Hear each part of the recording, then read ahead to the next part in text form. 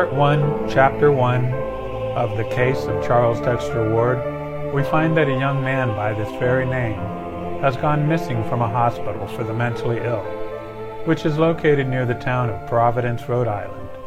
Immediately, we are presented with the details about the reasons for why he was committed. It seems that he has undergone psychological and physiological changes that his doctors cannot explain. The nature of his disappearance is difficult to explain as well, because his room is several stories up, and yet the door to this room was locked. The chapter ends on the mystery surrounding when and how the young man began exhibiting the first signs of his strange behavior.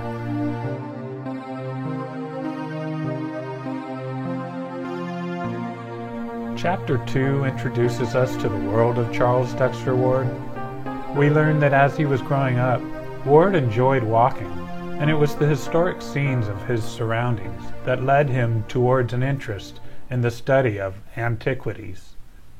Ward takes to researching his genealogy and discovers a long-lost male relative who has a bad reputation. This find proves interesting for the way it somehow ties into the madness for which the young man was committed to the asylum.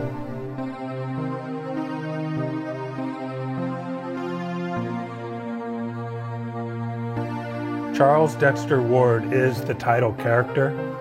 He is tall, slim, and blond, with studious eyes and a slight droop.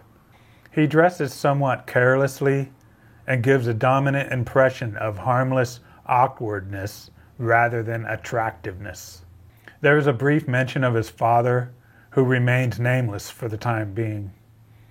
Dr. Willett has been the Ward family doctor for many years and appears to know much about Ward's condition. Dr. Waite, he is equally as baffled as Dr. Willett by Ward's sudden disappearance. There's a passing reference to someone named Dr. Allen, and we have the name of Joseph Kerwin, who turns out to be Ward's great-great-great-grandfather. The story itself revolves around the real-life location of Providence, Rhode Island, a town rich with details in relation to the history of America.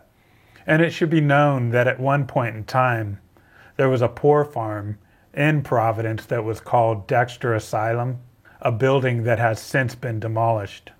The Moses Brown School is an actual school that was founded in 1784 by the Quaker Moses Brown. When we learn of it, Charles Dexter Ward was in his senior year.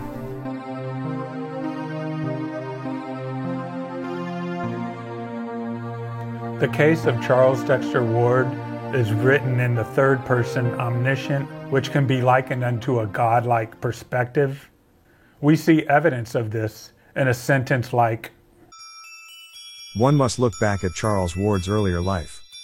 Here, Lovecraft has distanced himself from the narration by applying the alienating term one instead of the more inclusive term we, and by stating things like, "One of the child's first memories was of the great westward sea of hazy roofs."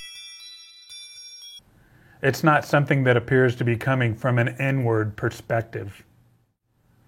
The structure of the narrative has titled sections that are broken into untitled chapters, and the sentences are nearly all hypotactic, which is trademark to the Lovecraftian writing style.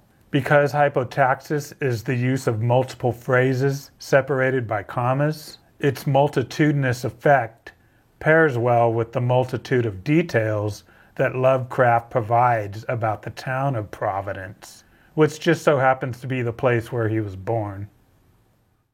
Simple research of the opening epigraph teaches us that the Borellus quote is, in fact, a line from Cotton Mather's book Magnalia Christi Americana, published in 1702. Here Cotton Mather has paraphrased the chemist, physician, and botanist Pierre Borel, where he is comparing the work of someone who writes biographies with that of someone who practices necromancy. The connection that Mather draws is something of a metaphor. But we have to infer, since we're at the very beginning, that Lovecraft is using the quote to prepare the way for a theme. For more information on the subject of Borellus and Cotton Mather, a link can be found here on screen.